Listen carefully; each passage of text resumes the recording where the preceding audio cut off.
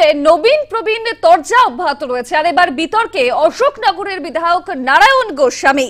প্রযুক্তির সঙ্গে তাল মিলিয়ে চলতে হবে, অনেকেরই সফটওয়্যার আপডেট নেই, মন্তব্য অশোকনগরের বিধায়ক নারায়ণ গোস্বামীর। এবং দৈনিক যে ছবি প্রকাশ্যে আসছে, তৃণমূলের নবীন প্রবীণ নিয়ে যে দ্বন্দ্ব বারংবার করে প্রকাশ্যে আসছে, জানিয়ে স্বাভাবিকভাবেই দল বেশ অস্বস্তিতে। আর এর মধ্যে বিতর্কে জড়ালেন অশোকনগরের বিধায়ক নারায়ণ গোস্বামী। তিনি মন্তব্য করেছেন, প্রযুক্তির সঙ্গে তাল মিলিয়ে চলতে হবে, অনেকেরই সফটওয়্যার আপডেট নেই, মন্তব্য অশোকনগরের বিধায়ক নারায়ণ গোস্বামী। ঠিক কি বলেছেন শোনাবো আপনাদের।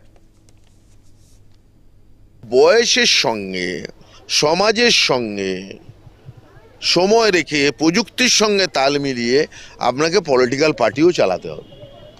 সেই জায়গায় অনেকেই আছেন যাদের সফটওয়্যারে আপডেট নেই, অনেক পুরনো সফটওয়্যার, সেটা দিয়ে তো আর হোয়াটসঅ্যাপ করা যাবে না, তো নিতে পারবেন। তো সেই ক্ষেত্রে আমাদের মনে হয়েছে যে মমতা বন্দ্যোপাধ্যায়ের কর্মকাণ্ড তুলে ধরবার জন্যে এই ব্যবহার, সামাজিক মাধ্যমের ব্যবহার নতুন প্রজন্মের হাতে যদি দল থাকে, তাহলেই সেই তৃণমূল হবে সর্বোচ্চ বাংলা এবং ভারতবর্ষের মানুষের কাছে গ্রহণযোগ্য, এবং সেইটা অভিষেক বন্দ্যোপাধ্যায় পারে।